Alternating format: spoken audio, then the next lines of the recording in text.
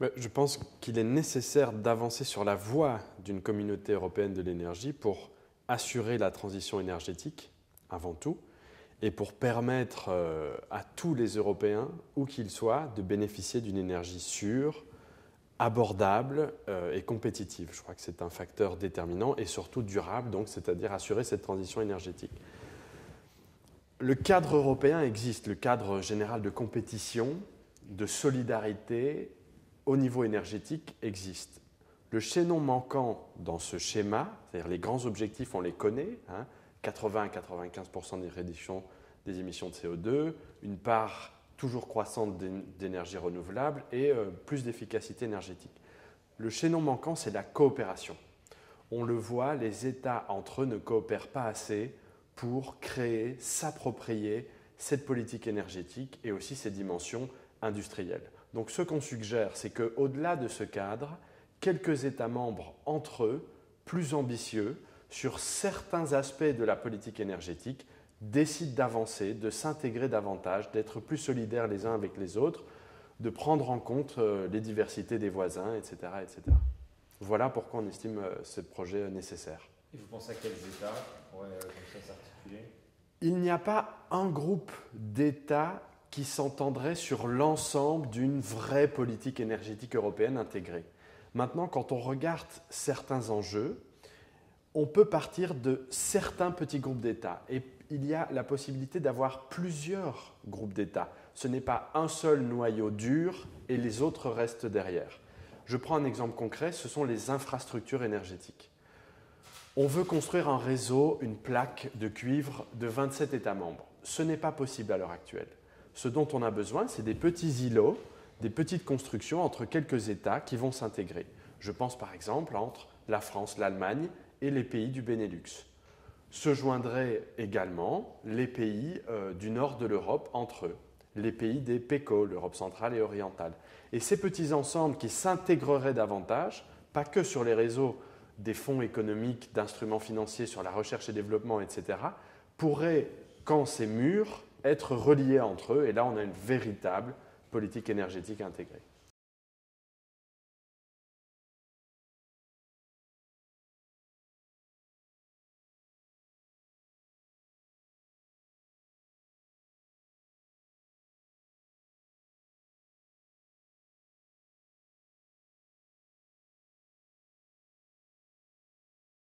Si, je crois qu'il y a beaucoup de défis. On a réalisé beaucoup de choses, il faut le reconnaître. Depuis le paquet énergie-climat, il y a énormément de réalisations, de projets en cours, de bonnes idées lancées à la table des négociations. Mais il y a encore un nombre de défis trop importants. Et je crois que la première chose, c'est il y a un certain retour du nationalisme et du protectionnisme après la crise économique et financière, et d'autant plus, on va dire, l'Europe post-Fukushima. On le voit, chaque État campe sur sa souveraineté nationale. Or, toutes les décisions aujourd'hui, on a atteint un niveau d'intégration, d'interdépendance, qui doit primer sur l'indépendance nationale, qui fait que les décisions nationales s'entrechoquent. On ne peut pas adopter une politique énergétique nationale sans tenir compte du voisin avec lequel on est déjà partiellement intégré. On importe, on exporte de l'énergie, etc. Donc, je crois qu'un deuxième obstacle majeur, c'est pas que les États membres qui ont cette responsabilité, c'est l'Union européenne en tant que telle. Il y a un manque de compétences et parfois aussi d'affirmation de ces compétences quand elles existent. Je crois qu'il faut viser des mesures qui sont contraignantes. Je crois qu'il faut ne pas avoir peur de sanctionner les États membres qui ne respectent pas les règles communes. Et puis, il faut des moyens. Par exemple, on n'a pas jusqu'à présent de budget européen pour l'énergie. On n'a pas de ressources financières, on ne peut pas faire grand-chose. Il faut des ressources. On ne peut pas prêcher la bonne parole sans, à un moment, dire en plus, on va soutenir l'action européenne avec des financements.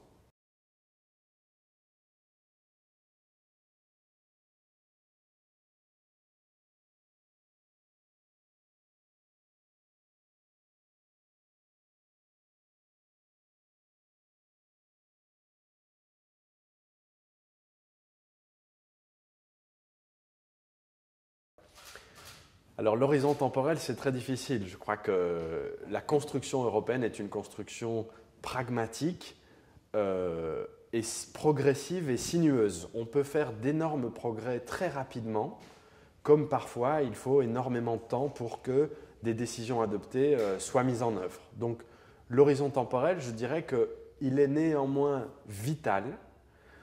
2020, c'est aujourd'hui, je dirais. 2030, c'est demain. Et 2050, c'est après-demain. Donc je crois qu'avoir ce calendrier de 2020, 2030, 2040, 2050, c'est fondamental. Avec des étapes, et des étapes, je dirais, contraignantes. J'insiste sur ce point. Maintenant, sur une politique industrielle pour la relance économique, politique industrielle de l'énergie, elle est vitale. On le voit, la compétitivité énergétique a un impact immédiat sur la compétitivité de l'économie européenne. Prenons deux exemples. L'un sur le développement durable. À partir du moment où nous faisons des progrès réels sur l'efficacité énergétique, ce qui n'est pas encore le cas au niveau européen, le coût de production de certains biens va diminuer inévitablement. Donc il y aura une compétitivité accrue de l'industrie, pas que énergétique, de l'industrie européenne face à d'autres blocs dans le monde, que ce soit l'Asie, l'Amérique du Nord, qui ne seraient pas autant compétitifs sur l'efficacité énergétique. Et puis il y a un autre aspect de l'équation, je vais dire, énergétique, c'est les gaz de schiste. Les Américains ont découvert énormément de gaz de schiste, ils vont les utiliser, donc le prix du gaz a fortement baissé, c'est un avantage pour la relance économique de l'industrie américaine. Eh bien, nous n'avons pas ou moins ou peu de gaz de schiste en Europe. Dans certains pays, on ne les développera pas. Il faut d'autant plus investir sur les renouvelables, l'efficacité énergétique, etc. en Europe pour cette relance économique de l'industrie européenne.